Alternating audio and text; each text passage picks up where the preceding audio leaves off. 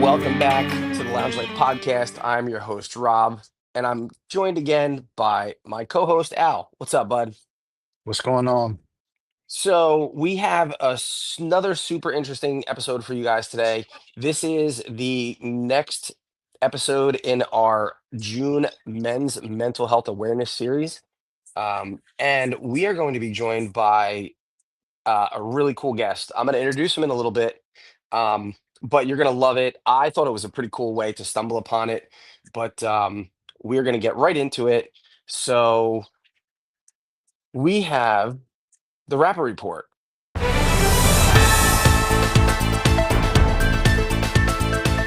The Rapper Report is brought to you by Valor Cigar Accessories.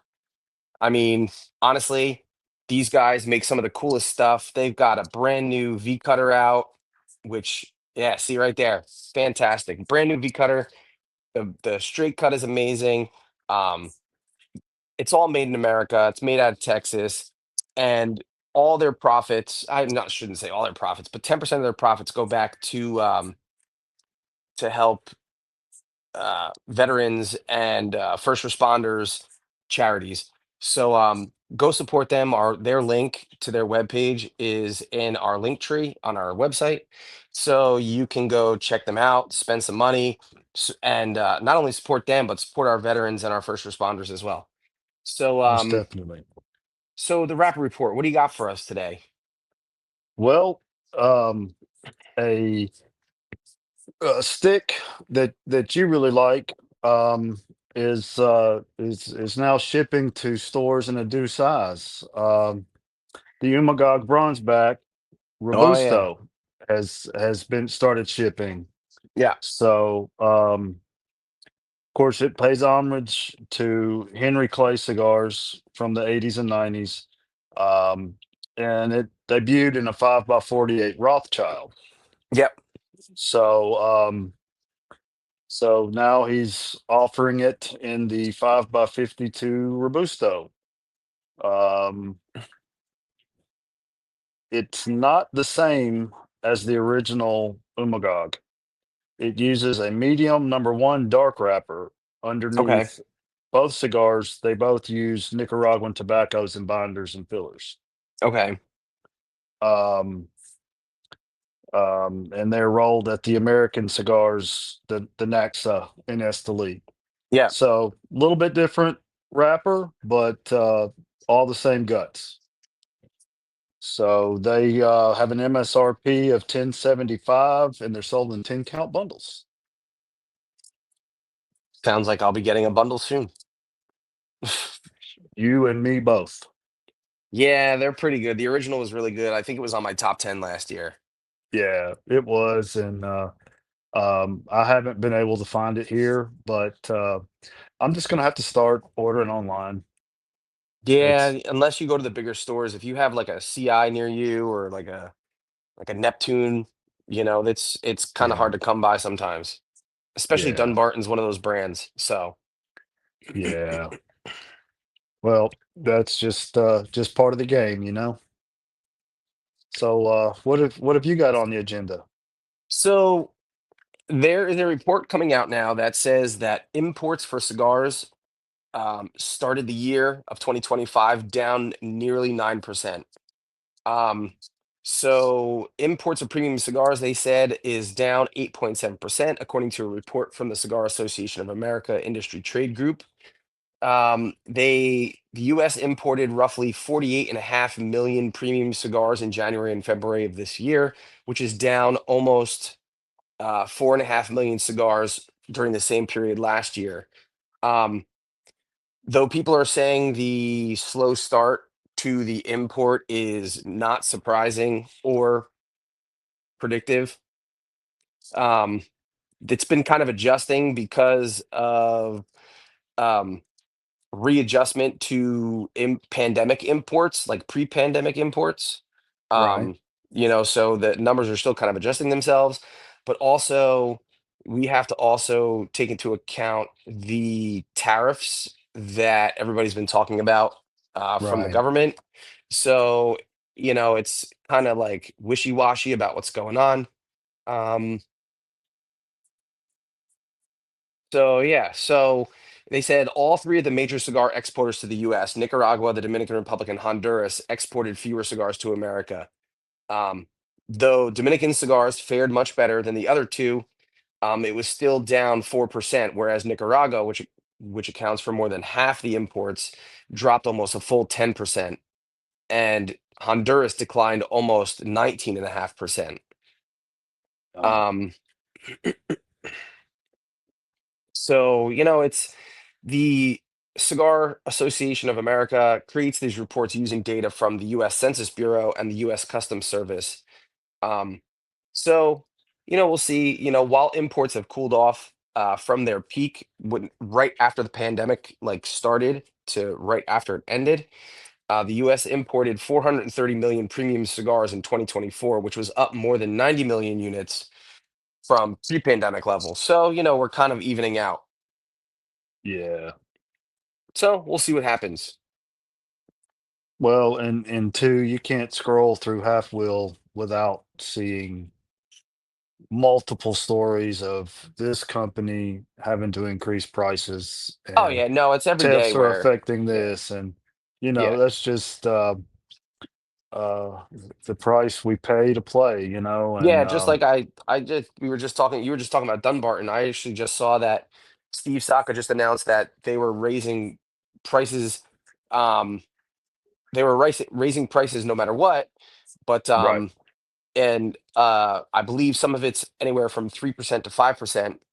Um, but then he said if um if the tariffs get reinstated, like the deadline is actually approaching to reinstate the tariffs, that he will put additional price tag increases on the cigars. So it is what it is Well, with and his the Dunbarton cigars are at a lower end price point already. some So, of them are, yes, I mean, his exclusive stuff is going to be, but you know, the Umagogs and things like that are, you know, you're 10, already at sub $10.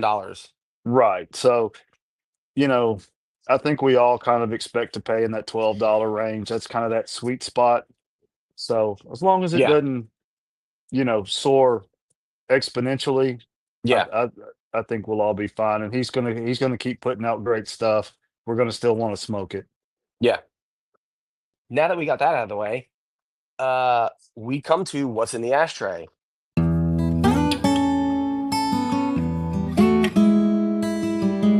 And what's in the ashtray is brought to you by Bullets and Brave. And Bullets and Brave makes some really cool um, custom made stuff. Like if you see the hat that Al's wearing, it's one of the things they made and sent to us. I'm actually drinking out of one of their, thermal coffee cups again, and it has their logo on it. They sent us a bunch of personalized cigar stands. They have one with their logo on it, which is really nicely laser etched and cut out that looks like brass knuckles and bullets on it. And then they also Yeah. did one that had our logo for our show on it, which is actually really cool, which I use all the Nice. time. So, go support them as well. It's another American made company with high quality product. And we also have the link to their webpage on our link tree for our on our Instagram page. So you can check them out, support them, support all our companies because we like to support American companies. We just roll that way. Yeah. So please go support Bullets and Brave. They can do whatever you guys want. Just talk to them. They'll be able to hook you guys up. So, Al, what's something you smoked recently that you liked or didn't like? What you got? Well, um, I had the privilege of having another Haze Gray cigar. This time it was the backpack. Okay. Um, and it was in a um, Lancero Vitola, I believe. It's a San Andreas wrapper with Nicaraguan binder and then Nicaraguan and Dominican filler. It's super chocolatey, um, and almost has a root beer flavor No, to that's it. So cool. Hmm. It's really unique, and was just of course the construction was excellent, had a Yeah. great burn, and again I'm glad to be able to enjoy another uh, product that is a veteran owned company that also supports veteran charities. Yeah, they're a great company. We already talked with those guys. They're awesome. Yeah. So what's kind of stood out to you? So I actually picked up a great cigar. I smoked it while I was on vacation when I was on the ship. I actually smoked it out on the deck. I didn't really smoke on the deck a lot because it's very windy up on the top deck, and so it kind of I don't get the full effect of cigars because I like to enjoy it in a room where I could kind of like smell it and taste it real well. And Yeah. I actually smoked this one on the deck, uh, kind of towards the fantail, and it's the La Madrina shade. So it's made by Dapper Cigars, and they make a cigar called La Madrina, and they have a shade, and I believe they have a Habano.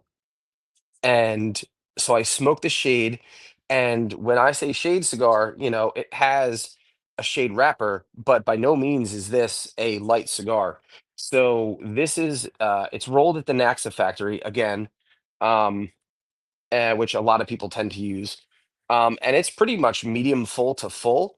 It uses an Ecuadorian Connecticut shade Desflorado wrapper. So, anybody who doesn't know what a Desflorado wrapper is, basically what happens is as the tobacco plant grows up at the top, as it gets near its full maturity, it has flowers that it grows. And basically, what desflorado means in Spanish is no flowers. So what they do is they take the flowers and they cut the top off. And what it does is it forces the plant to put more energy into growing the leaves. And basically it makes the the ligero, which is the top of the plant, it makes the ligero stronger. So you Ah, actually get a stronger, more flavorful leaf and more tobacco content. Um, so people it's got a little bit of a different flavor and it has a little bit of a different profile.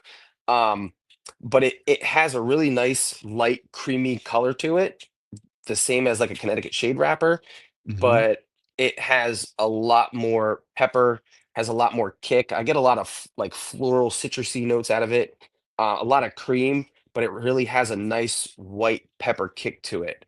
But it's like kinda a kick you in the mouth type of thing. Gotcha. So, it is actually a really interesting cigar. I like Dapper. A lot of the stuff they make is really interesting. Um, I've had a bunch of their stuff. Just had their 10-year anniversary cigar, that was pretty fantastic. So, if you ever get a chance, guys, go find out about Dapper. So,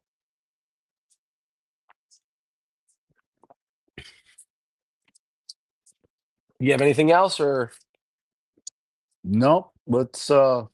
Let's get into the meat. Alright. So, as we said before, we are, um, doing is here June is Men's Mental Health Awareness Month, and we are broadcasting weekly.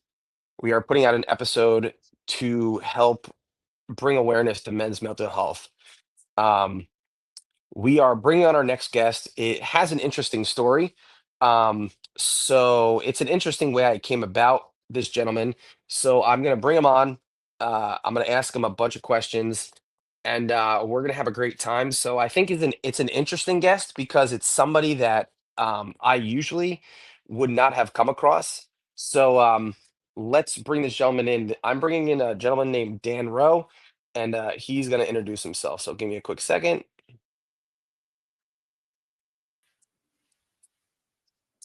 All right, there he is. Hey, Dan. Good evening, guys. How are we? Good. We are Doing well. fantastic. So, Dan, thank you so much for coming on, spending time with us, and talking to um, our supporters about what you do. So, here's a quick little story how me and Dan kind of connected. So, I'm a huge soccer fan. I've been an Arsenal fan for 20 years. And I'm also a big Philadelphia guy. So, I watch Philadelphia football. I watch It's Always Sunny in Philadelphia and all that stuff. And one of the producers and one of the stars of It's Always Sunny in Philadelphia is Rob McElhenney. And so Rob McElhenney, long story short, Rob McElhenney and Ryan Reynolds, the big movie star, Deadpool, and all that stuff, bought a English soccer club. English? Am I right? English soccer club? Welsh, Welsh soccer Welsh, club. Welsh. Welsh. Sorry. Yep. All right. Kick me off. I'm done already. That's like All me right. calling you So, guys Canadian. oh god, that's terrible. So, they bought a Welsh soccer club called Wrexham FC, and so what they did was they created this amazing. Um, Kind of like documentary where they basically record their everyday life and their involvement in the team. And it's called Welcome to Wrexham. And I was just catching up on their third season because they just debuted season four. So I was just watching season three, and I come across this episode where they talk to this gentleman, Dan Rowe here, and he has a company that deals with men's mental health. And I was like, huh, I was like, this would be a really cool guest to bring on. So, um, Dan, please introduce yourself. Please introduce where you work and tell us a little bit about yourself. Well, first of all, massive thank you to both yourself and Al for inviting me onto the podcast. It's a real kind of pleasure and honor to kind of spend a bit of time with you. So, as you mentioned there, I'm Dan Rowe first and foremost. I'm a dad of a 9-year-old son called Charlie. I'm a huge Wrexham fan, have been all my life. And from a professional point of view, I am what we class as a regional area lead for a men's mental health and suicide prevention charity here in the UK called Andy's Man Club. Hmm. So Andy's Man Club basically was created to give men a space to talk, connect, and support one another without judgment. Um, So we have just a few questions. So for people who may not know, what is Andy's Man Club and how did Andy's Man Club start? Yeah, really good question. So Andy's Man Club started 9 years ago, well, almost 9 years ago now. It'll be 9 years in July.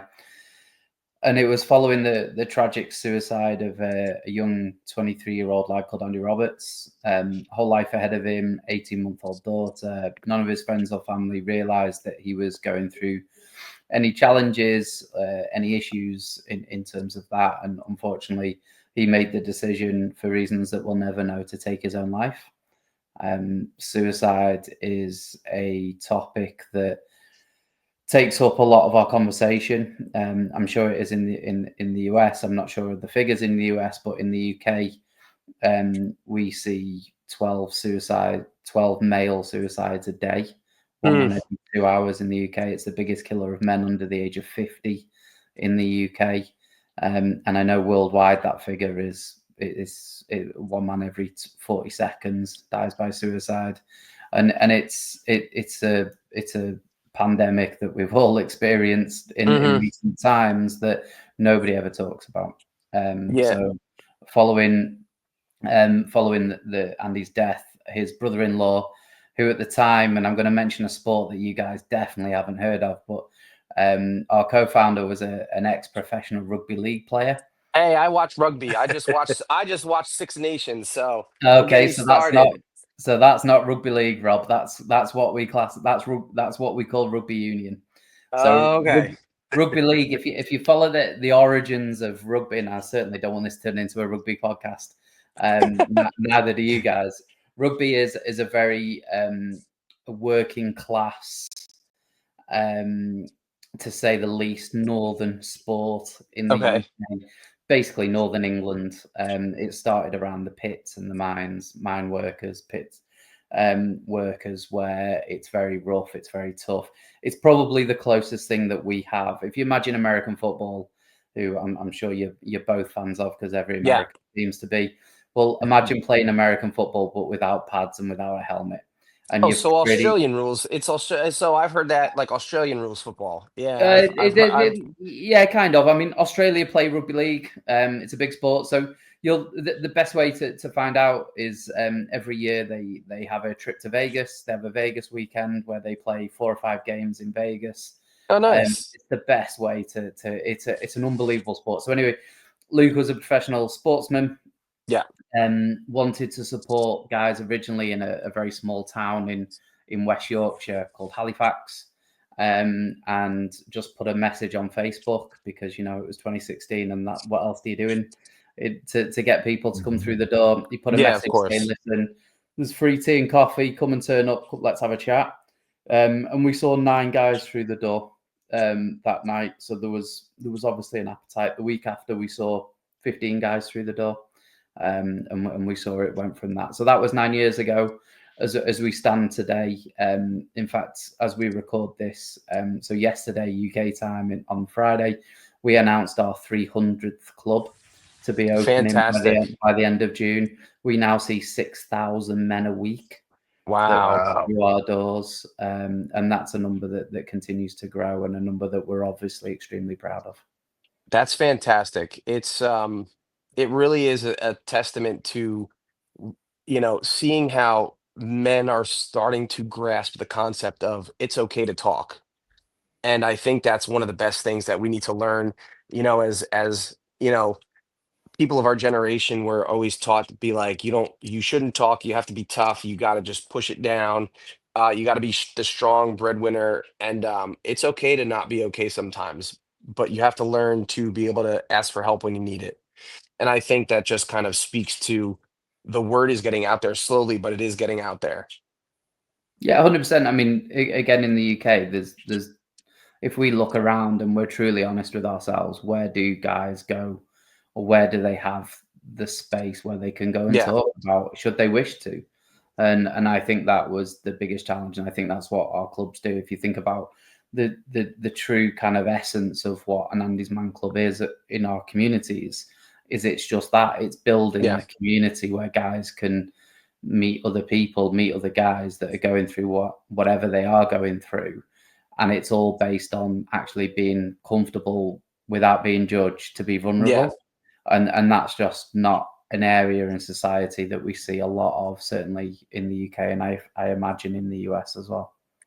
Now, how did you get involved with Andy's Man Club? Yeah, so I started just over 7 years ago now. It feels Okay. like a lifetime ago, if I'm honest. So when my son was born, he was quite poorly. He was taken off us when he was an hour old because of breathing difficulties. He was in intensive care Hmm. on every machine that you can imagine, and that was just something that I wasn't prepared for. It wasn't something that I'd ever expected to kind of happen, and it was something that was never even explained in the build up that Yeah. could happen. For me, being a bloke, I thought that my job was to protect my son. I thought that was pretty much my only job in this process. Hmm. I was quite old-fashioned in my thinking back then, and in the fact that his mum would do everything else for him. I just needed to protect him. Yeah. And when he was taken off us at an hour, that was me thinking I'd failed. It was my fault, and that had a long-lasting impact on me. So if my son was 2 by the time that I'd walked through the door of Andy's Man Club, but the reality of that was I'd made three suicide attempts within those first 2 years of his Mm. life. And that was through just sheer desperation of not knowing how I felt, why I felt like I was, but Mm. also the overriding feeling of just, do you know what? He's better off without me. His mum's better off without me, and in essence, the world's better off without me. I'm that much of a failure, Mm. and it was just something that I couldn't shake, if I'm honest. So walking through and I'd been to the doctors, I'd been through counselling, all by this point, but nothing had worked to the extent that it stuck. And walking through the door of Andy's Man Club, and I say this quite often, is there was a group of guys, and I remember there was 15 guys at the first night that I went to. And one of the guys, our first question on a Monday night is, how's your week been? Really simple, straightforward. Let's have an overview of your last 7 days. And a guy saying, with a big smile on his face that he'd struggled being a dad, but he'd had his kids at the weekend and he'd never felt closer to them. And I'd walked through the door with just no connection with my own son, and feeling that I was the only guy in the world that struggled being a dad. And here's a stranger telling me, mate, I've been where you are, without even realizing it. Mate, I've been where you are and I got better. And that for me gave me a bit of hope that I just didn't think existed. And that was, it wasn't a game changer that night. And it took a long time. It took a very long time, but things really started to kind of move in the right direction. Yeah.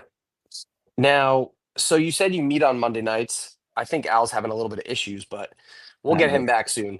But so you said you meet on Monday nights. So what actually happens in a typical Andy's Man Club meeting? How does that work? Yeah, I mean, the first thing and the most important thing is we'll meet you at the door. I think is the biggest thing. We'll meet you at the door. We'll shake your hand. We'll welcome you. We'll tell you well done for turning up, and we'll make you feel as comfortable as possible. We'll then go into the room that we use, and then depending on the size of the club, effectively the boring stuff, we go through the guidelines, the stuff that you can't talk about within our groups. And the power about Andy's Man Club is there's no one in that room acting on a professional basis. So it's just a bunch of guys having a chat. We have a structure in terms of some questions that we asked. I mentioned what our question 1 was. We have 3 questions that are preset every single week. And then we have questions 4 and 5, which are always positive questions. So everyone gets the opportunity to talk. We have what we call a talking ball. So we'd say it was a football. You guys would say it was a soccer ball. It's just basically round. When you've got that ball, that's your turn to talk. When you haven't got the ball, you listen, don't judge, basically. And it's as simple as that. There's a power in guys talking about whatever it is that they've got going on. Not necessarily having anyone tell them what they think the answer is. I think that's the one thing that us guys always want to do. We want to fix problems. We're fixers by nature. Actually, when it comes to this, you can't fix someone else's problems. They've got to do it themselves. Now, how do you help? So, you show up to this club for the first time. How do you make somebody feel welcome that, maybe has not come to grips with the fact that they need therapy, but at least they know they need to talk to somebody? So how do you make that person feel like they need to be here? Yeah, again, it's different for every person, right? Like people will turn up for a variety of different reasons, and we'll have people that really want to attend. We'll have people that don't want to attend. We'll have people that have been made to attend by their partner or their wife or their husband or whatever that kind of may be, that they'll have been, let's say, encouraged along the way. And it's just about being normal. It's about being authentic. It's about being just welcoming someone in and telling them and literally telling them well done for walking through the door. And all of our guys that you'll see, so all of our facilitators, they're all volunteers, and they all started off by walking through the door themselves. That's fantastic. So even me now at a regional manager level within the charity, and we've got probably 25 guys that work in kind of either area managers or regional managers in terms of that. Every single one of them started off by walking through the door of Andy's Man Club. Awesome. So everybody knows how it feels to walk through the door for the very first time. Nobody forgets that. And by doing that and keeping that in mind, welcoming people in, it's the biggest privilege that you can get. That's fantastic. It's like, there's a lot of organizations where to make people feel welcome, we tell them that,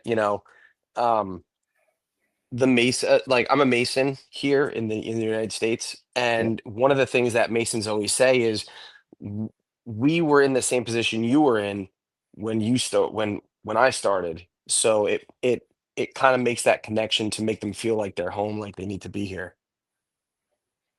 100%. 100%. I think as a bloke, we hate being told what to do, right? I'm sure of course. every aspect in our life, we absolutely hate being told what to do. So, Yeah.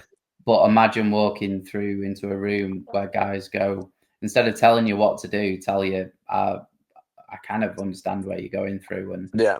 I'm here for you, mate. Like I'm literally not going to give you any answers. I'm not going to give you any solutions. I'm going to listen to you and say, well done. Now, building upon that, why do you think so many men still find it hard to talk about mental health? You're going with the easy questions now, Rob. I don't need to make it too hard. Listen, I think, like, why is it hard to talk about? I mean, judgment, right? Judgment's a Yeah. big thing. Like, am I being judged for how I feel? Like, I'll say it today. Like, and you very kindly referenced the Welcome to Wrexham interview that I did, and something that was probably generally the hardest thing in the world to do, because it combined my two loves, right? It combined being a dad. Three loves. It can combine being a dad, being a Wrexham fan, and Wrexham being my community, but Yeah. also Andy's Man Club, which is also my community. It made me experience vulnerability like I'd never ever experienced before, and that was something that I felt really, really confronting. Yeah. I still find sitting in front of a TV camera, speaking about my problems, my issues, what I went through when my son was born, my experience of suicide, all those kind of aspects, I will take them every single day of the week and twice on a Sunday over sitting down on a sofa and talking to my partner about how I feel. Yeah. I find, and she will go mad at me for doing all the public stuff that I do for Andy's Man Club, which I'm honoured to do. Yeah. All this public stuff that I'll do, and I'll go and talk about it. That's fine. I'll go and talk on national TV. Not a problem at all. Sit down on the sofa and look her in the eyes and tell her, listen, I'm really struggling with this, that, and the other. Is Hmm. the hardest thing to do, because I'm still worried about how she will perceive me. I'm Of still worried course. about, is she going to judge me as being less of this, less of that, or Yeah. all that kind of stuff. So speaking to people that are closest to you, for me, is the hardest thing in the world. Yeah. Speaking to a bunch of strangers who are blokes who, in the nicest possible way, when you first walk through the door, you don't really care what they think about you, Yeah. is actually really liberating. I feel. So why are we? I mean, we fear about being judged. We fear about being perceived as something that we're not. We are perceived that, are we weak for talking out? Are we weak for talking, not being able to cope with these kind of things? You in earlier in the show, you both referenced obviously veteran charities, which are Yeah. obviously something that's sort of close to both of your hearts. Like, for veterans especially, you go and experience the hell of war, Hmm. and then you come home and can't cope with that. You've got to go to work at 9 in the morning and finish at 5 in the afternoon, and you're thinking, well, hang on a second, how does Yeah. that work? How am I going to complain about that, considering what I've been through? Or if you're supporting someone that's a veteran, so there's all these kind of different aspects of what makes up, if I'm honest, what makes up the male identity. Like, Yeah. what do we consider to be important for us to be a man? And when we break it down, it's a perception of how we're being judged, and I think that's the biggest challenge in terms Yeah. of guys overcoming that hurdle to be able to open up and talk about how they feel. How do you what do you say to somebody who feels like, they say, like, when they say talking won't help or no one will understand, what do you say to somebody like that? There's always someone that's walked in your shoes.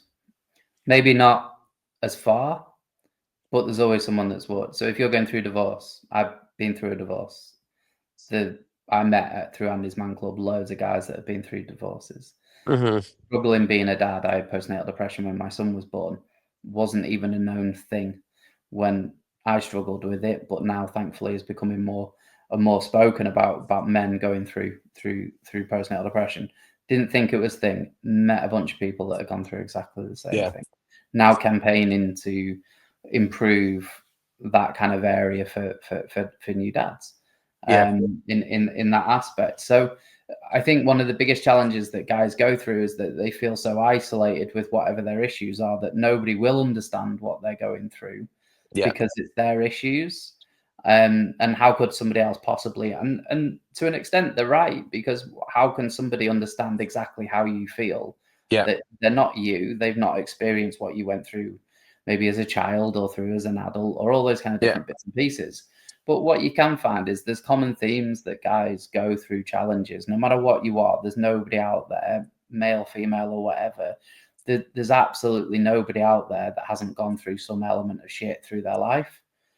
And the reality is, if you can meet guys or girls or whoever that have gone through something similar than what you've gone through, Yeah.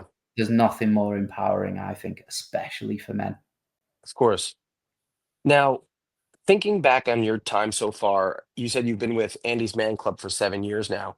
I have. Is there like a specific moment from your time with Andy's Man Club that really stands out? Something that reminded you like why this work you do is important? Oh, that's a good question. I don't know whether it's just one thing. So one of the privileges I have in my job is I get to open new Andy's Man Clubs. Okay.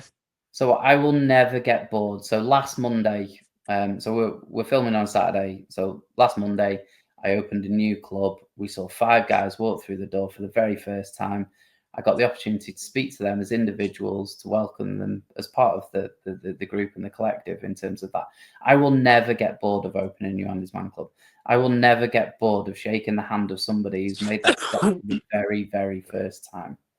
Yeah. But I think that the easy answer is the countless messages that you get saying thank you, and the countless times you hear guys saying, "Oh, Andy's Man Club saved my life," or that you hear from families, or all that kind of stuff. But if I can pick a heartbreaking one as to why this is so important, is 2.5 years ago I lost a friend to suicide. Okay. I'd met this friend through Andy's Man Club.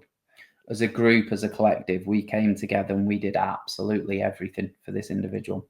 Mm. We went above and beyond, and for whatever reason, that wasn't enough. Now, our club, individual club, our group of friends went through hell, as you can imagine. Anyone losing somebody to suicide is Yeah. just a horrible, horrible thing to kind of be to be associated with, and you question yourself, am I doing the right thing? I questioned even whether Andy's Man Club was the thing that does it work, because it hasn't Yeah. worked for my friend, and all this kind of stuff. And when you strip it all back, and you never ever take the emotion out of it, but when you strip it all back to understand what Andy's Man Club is all about, and it was actually a conversation that I'd had with my friend's ex-girlfriend, and she said, you made his last couple of months bearable for him, Mm. and for somebody who'd spent 5 years questioning every day whether or not he should be on this earth, Wow. That's making his powerful. making his last couple of months Yeah. bearable to the point of being enjoyable at times. Mm. That is what Andy's Man Club is about, really. Now, now I know you went over it quickly in the beginning, but how widespread now is the club, and how are you seeing it affect your local communities? Yeah, so we're obviously we're a UK charity, and I think until we achieve our targets of being where we want to be in the UK, don't think we'll spread just yet. Okay. I think there has been discussions in the past, in terms of, do we look at like the US market in terms of moving over. So we, like I mentioned before, we've just announced our 300th club, which is Okay. opening at the end of June. So to give you an idea, we're not even 9 years old.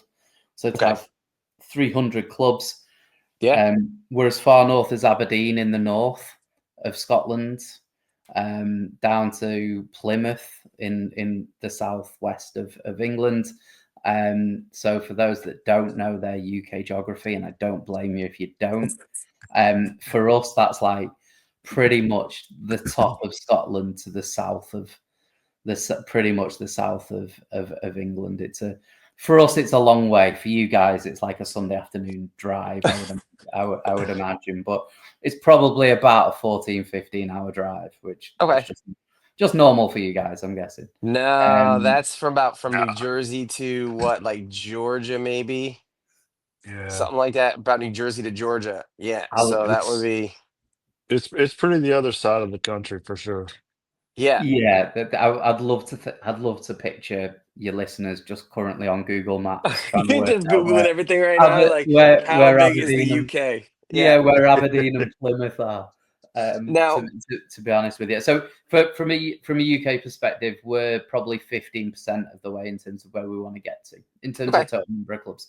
We have an online group as well, which is open, but it is only open to anyone a UK resident, yeah. and that's because of safeguarding reasons. Sure. So I think that's kind of really important. One thing that I do want to actually mention from aside from Andy's Man Club, and something that unfortunately has not been mentioned on Welcome to Wrexham is Wrexham Football Club actually have a mental health support group as well, very similar to Andy's Man Club. It's an online group, but it is open to people in the US as well. Okay. And it's called Dragon Chat. You can find those details on the Wrexham website. I was very honoured to be part of. There was myself and a friend of mine who set that up for the football club That's awesome. before Robin Ryan entered the picture. Yeah. And it's kind of carried on within that. So from an Andy's Man Club point of view, we've got really good coverage. We're very well known in the UK now. But we've got an a long way to go. Now, Absolutely. what's the average size per club? Like, how many guys do you like? Do you have like a lot of bigger ones, a lot smaller ones, and what's the average? Yeah. So we traditionally we've always been have big clubs, have fewer clubs, but have bigger attendees. Okay. In October last year, we actually changed that to reduce the number of attendees per group and just open more groups. Okay. So on average now, I'd probably say that any time that we're consistently getting over 35 guys in one group, we're looking at opening a club pretty close, Okay. to be honest. But we still get, I mean, traditionally, like we've had clubs that have had 100 guys turn up on a Monday night. Wow. That's fantastic. How do you like that's got to be kind of crazy running those meetings, like throwing the ball everywhere around the room. 100%. So within that and within any group, you're never normally within a group of more than sort of 15, 16 guys, maybe 20 max. So everyone will come into a big room with a big group to start with. Yeah. And then you'll, separate into smaller groups. Gotcha. So that, because obviously answering 5 questions, if there's 100 guys and you've It only takes a got long 2 time. hours, Yeah. you're going to get to say your name, and that's about it, really. Yeah. Right. So yeah, we're So split into time. let's see. I just lost track. I had the question and now it's gone. Oh, what kind of facilities do you guys use like for your meetings? When you say you go into like these Yeah. big rooms, like what kind of venues do you usually choose? So actually, a large proportion of our venues are actually in sports grounds. Okay. Monday nights are traditionally in the UK very, very quiet. Obviously, it's first day back at work. Not a lot of people, or a lot of people might not like work. All those kind of different bits. So Monday night can be quite a good thing. Andy actually went missing on a Monday night as well. So there's that aspect to it. Okay. So our 2 biggest known venues, if you like, that you guys will, I'm sure, have heard of is we have a club at the Etihad Stadium. Yeah. We have a club at Old Trafford football ground Okay. as Yeah. well. So we use a lot of sports grounds. We don't have one at the Emirates, I'm afraid. As an Arsenal fan, Rob, but I'll have to reach out to the Arsenal guys, see what hey, they say. listen, you just never know, do you? You Yeah. never know. And ironically, we don't have one at Wrexham either. But we have a group in Wrexham, but not at the football club. But anyway, there's a different conversation. So yeah, so we use a lot of sports grounds. Probably 140, 150 of our groups would be at sports grounds now. So now, like, are you talking like when you talk sports grounds, so now for people who don't really follow Yeah. the UK football market, soccer market for the Americans. So how do I explain? So it's so you have the big clubs when it comes to like the Premiership. Yeah, And then so those are like North London, South London, all around the UK. But you also you go into these little communities, and these little communities will also have community clubs. So they will have like these little tiny clubs as you get like so I'm trying to explain this for the yeah, Americans watching that just don't understand the soccer, how soccer works over there. But then also, you guys have levels. So the Premiership, and then I believe there's like 4 or 5 levels underneath that that Wrexham has been climbing up through. Where I think they're what is it? 2 promotions in 2 years now. 3. 3 Not to give, promotions, and not to give away the not ending to of give it Series away. 4, but back to back to back So may have really, see happened. now you just now I don't have to watch series. Now I don't have to watch the 4th season anymore. No, but I've been following I follow Wrexham online, so I've Yeah, kind of become a stateside Wrexham fan because I love the show, and so I love what you guys do. So, but yeah, so to explain to the American watchers here, yeah, like not only will they have big clubs, like if we equated it to football, like they would have like the Philadelphia Eagles, the New York Giants, the Dallas Cowboys, but yeah, then you would go into your individual communities, and your little communities would have like little town stadiums where they would have yeah, smaller football clubs yeah. that the local guys would play in, correct? Yeah, absolutely. I mean, from a purely football, and listen, we don't just use football; we use rugby and cricket Yeah. and all those sports that you guys don't understand over there. But like generally, if you think about football, I mean, football or soccer is just so widespread in the UK, and you'd have everything from, I think, Old Trafford's the biggest UK domestic football grounds Yeah. in the UK, barring Wembley and in terms of a league club. Yeah. But then you'd also we have a club based at Altrincham, an Altrincham Football Club play in the National League. They are 5 miles from Old Trafford. Their Mm, ground holds 6,000, 7,000 yeah. max. They are very much a community focused club. They're there to support their community. So Yeah. they have a what's called a sponsors lounge, which they very kindly offer to us. Now, below Altrincham, which is the National League, which for those that have watched Welcome to Wrexham will have seen Wrexham in that league, that National Hmm. League. Well, under that, you've still got another 9 semi-professional stroke professional leagues Wow. under that. So it literally will go down to it will go down to places that will see 100 people through the door. Mm, Um, but they'll still be what we class as semi-professional.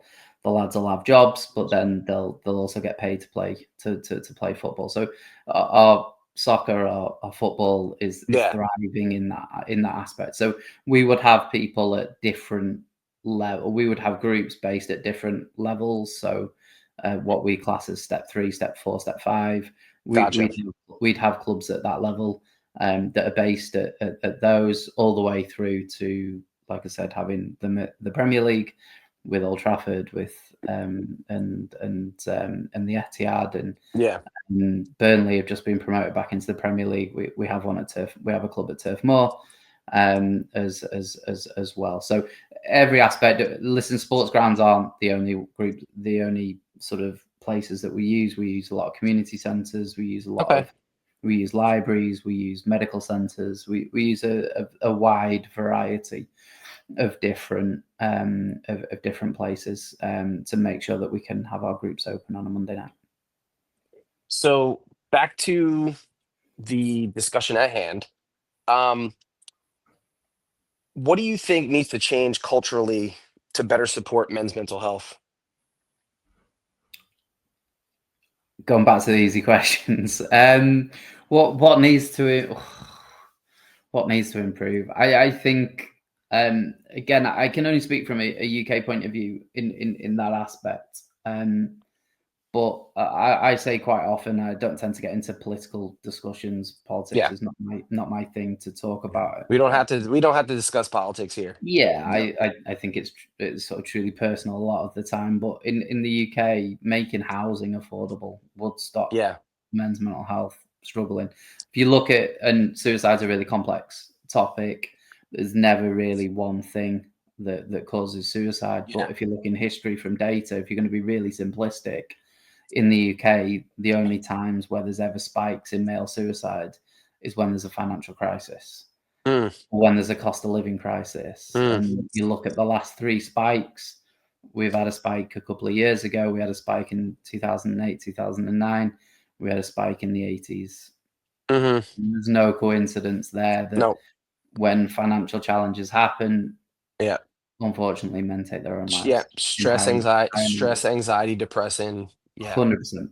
100%. Yeah. So if we can make things more affordable, if we can, in the UK, higher wages, Yeah. I think are really important to make houses affordable. Yeah. It would be, and from a personal point of view, like myself and my partner works in the NHS. I know it's an institution that you guys can't get your head around a lot of the time, but or may envy at times. But Yeah. she's got a pretty senior job in there, and the reality is we can't afford to buy a house. Like we Wow. rent our house. We earn between the two of us, we earn really good money, as a collective. But the reality is we need $100,000 to put a deposit down on a house that's suitable Yeah. for the size of our family. That sounds like New Jersey. They say it's funny because I mean it's crazy. They're saying like the average. So I just saw a statistic. You're talking about being affordable living and affordable wages and um depending on where you are in the United States, like New Jersey is one of those higher end states where like um we got so my wife and I got lucky. We are in a house that's already been paid off. Her parents have been living here for 40 plus years, and we just got really lucky. Um, but like in order to afford a house in New Jersey, a couple needs to be making over $140,000 a year just to be able to um afford an okay size house, Yeah, and it's not even, you know, a big one.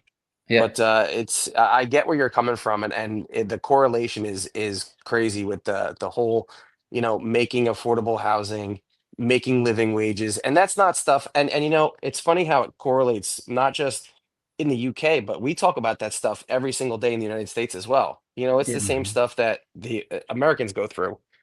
So people need to know that Americans aren't alone in the struggles of oh, affordable healthcare and affordable housing and living wages. yeah, It's the world round that yeah. these problems are happening in.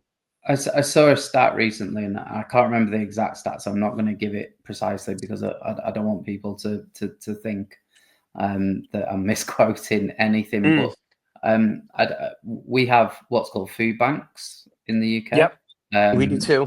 Yep, We through the Trussell Trust, we have food banks, and my mum volunteered at her local food bank for about 15 years, yep, which was incredible in terms of what she did.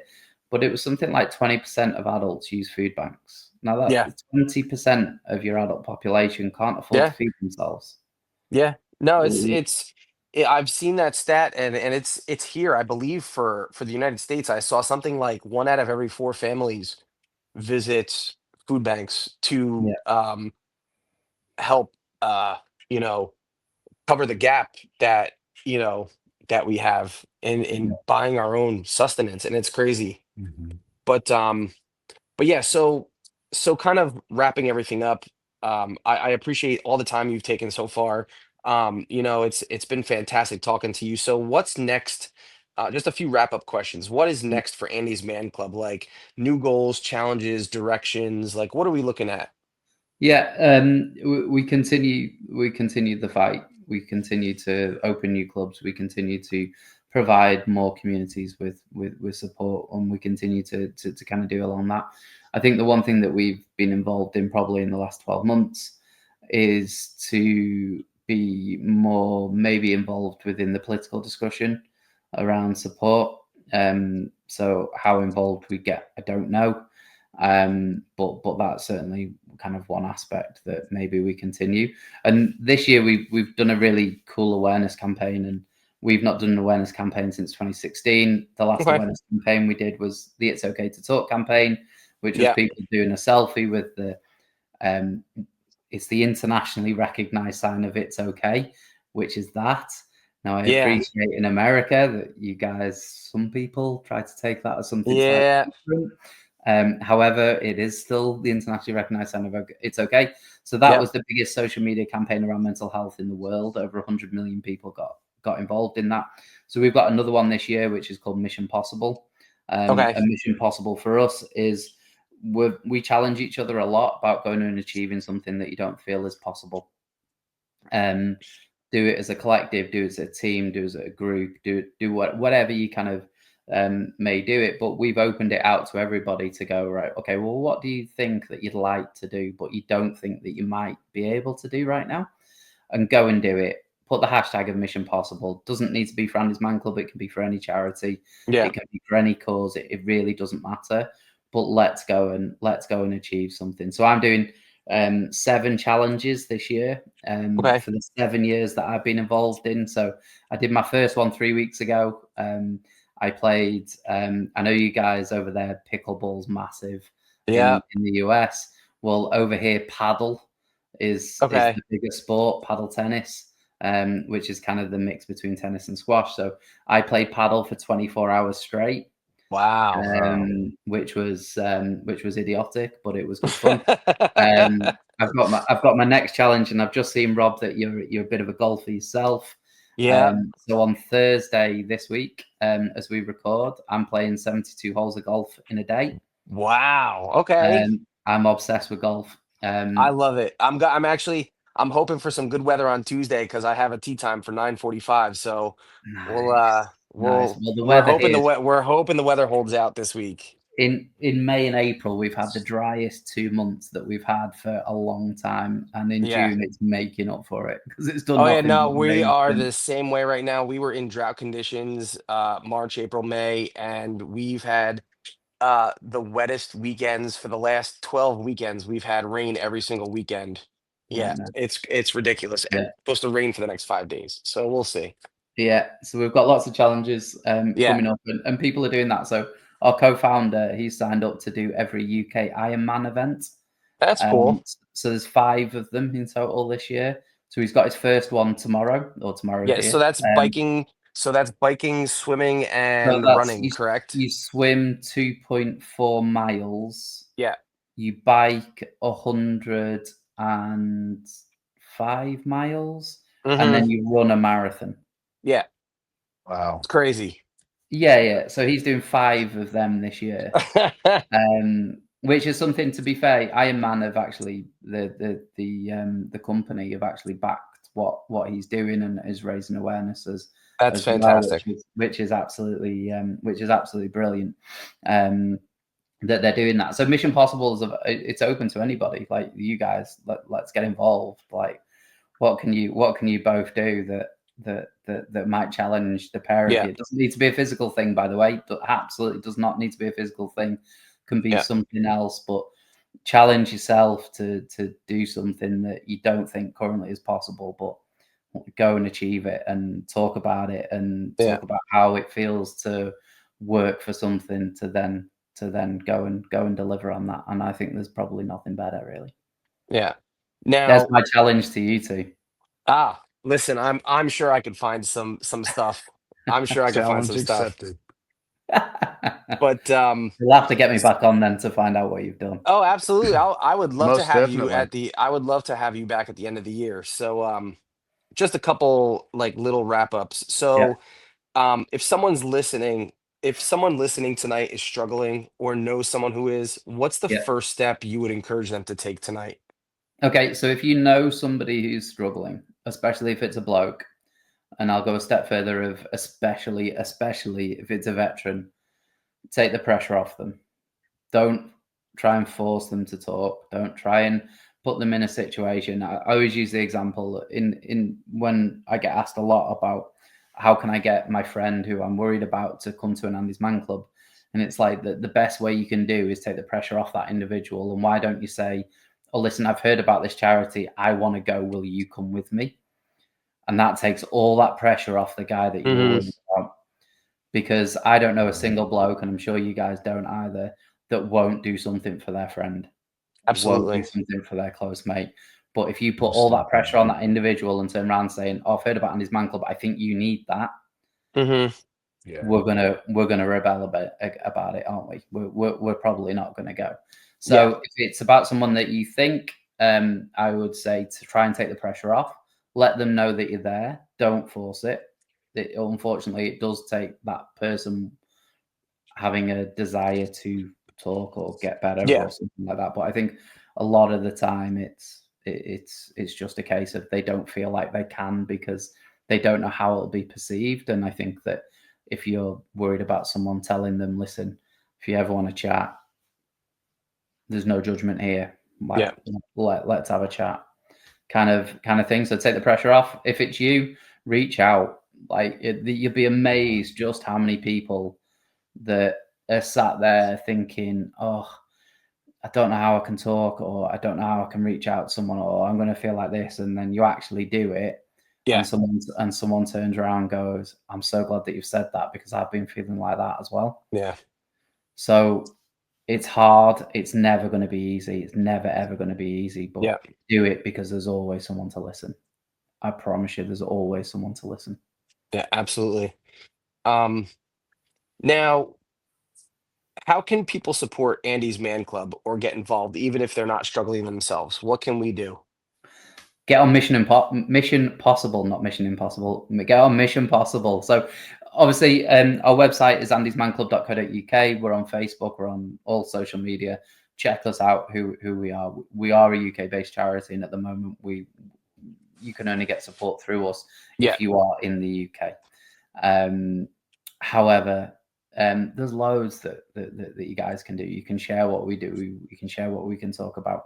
You can share our messages, all that kind of stuff. But do something that means something to you. Yeah.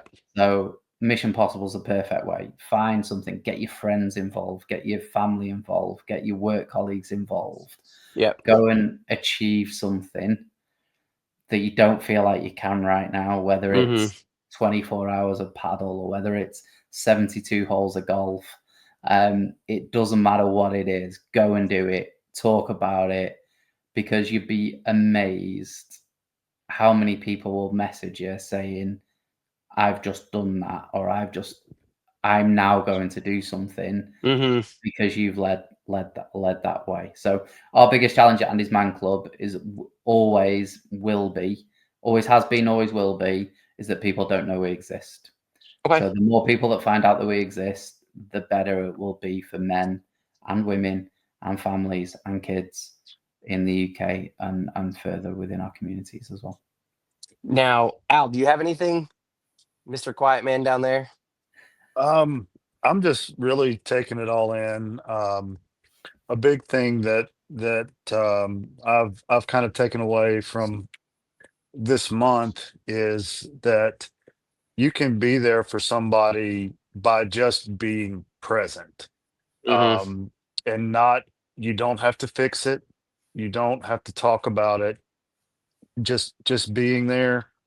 I mentioned on our last show that I lost a child at 18 months old due to something sudden infant death syndrome, and so now if I encounter somebody who is going through it or it's new to them, I always offer. I'm like, look, if you need somebody to listen, I'm here. If you want to talk it out, we can do that. If you need to yell or we can just sit together and in silence, whatever it is you need. And I always try to say, look, I don't know how you feel. I know how I felt. So that's the only way that I can really go at it. Yeah. But I'm here for what you need, not for what I think you need. Yeah. That's perfect, Al. That's absolutely perfect. And first of all, I'm sorry to hear about your loss, and thank you for sharing that. It's that must have been a dreadful experience and continues to be. But what you said there, I couldn't put it any better. To be honest with you, Yeah. I'll be there for what you need, rather than me trying to be there for what I think you need. Yeah. I think if there's one takeaway from this podcast, you didn't need to have me on, to be honest with you, because Al's nailed it. Yeah, well, Al's good like that. He likes he nails it right at the end. But Dan, we love having you on. But Most definitely. if there's one takeaway from today's conversation, it's that silence can be deadly, but conversation can be life saving. To any man listening, please, it really is. As Dan said before, their old slogan, it really is okay to talk. Um, Go check out Andy's Man Club. Talk to a friend. Um, or just know that you're not alone. We are always there for you. Um, to our supporters, thanks for listening. Remember, the strongest thing you can do is just open up to people. So, Dan, thank you so much for coming on. It's been a blast talking about Wrexham and talking about Andy's Man Club and just really finding out about something that's not really local to us. And I think it's really cool what you guys have done. And I would love to, Mission Possible. I'm gonna find something, even if it's like, I just recently lost 95 pounds, so I'm going to see try to run my first 5K. It's Amazing. so like I said, I'll find something to do, and we'll have to check in with you at the end of the year to see what we've done. But thank you for spending your time. Honestly, brother, we appreciate it. We appreciate you. We appreciate the work that you've done. And we here in the States support you guys, and anything that we can do for you, you just let us know, and we will try to do it for you. You superstars. Thank you very much. I'm just glad that my dog didn't get Uh, involved too much. it's all right. Ironically, the dog is named after a footballer, Who? after a Wrexham footballer. He's called Palmer, after Ollie Palmer. Ollie Palmer. Yeah. Okay. There you go. That's the dog's 18 months old, and he was Nice.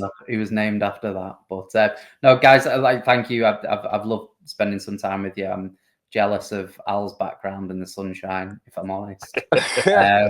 But a massive thank you to you both. Well done for you talking about these tough topics, because it's not easy. It'd be easier for you guys to sit and talk about the stuff that you guys talk about anyway, naturally, and to talk about and approach these tough topics that aren't easy to talk about, and to be as honest and open as you both have been. Yeah. I'm truly grateful, and I've loved the experience of joining you. I look forward to joining again at some point. Yeah, definitely. Like I said, so me and Al have tried to create the cigar lounge experience online, and where we could sit around, smoke cigars, and talk about just whatever bothers us. And that's what we aim to do here at why we call our podcast the Lounge Life podcast, because we truly want to just be able to bring that open and honest conversation to everybody that watches and listens. So again, Dan, thank you so much. And do you guys have any closing words? I think I've spoken enough. Thank you. Al? Yeah. Well, as I always like to say, I hope you win the battles you tell nobody about. And of course, a new one to me is it's not man up, it's speak up. There you go. Love it. And guys, thanks for watching. I'm gonna say make sure to check on your friends. You never know who's gonna need it. So thank you so much for watching us today. See you later. And go Wrexham. Always go Wrexham.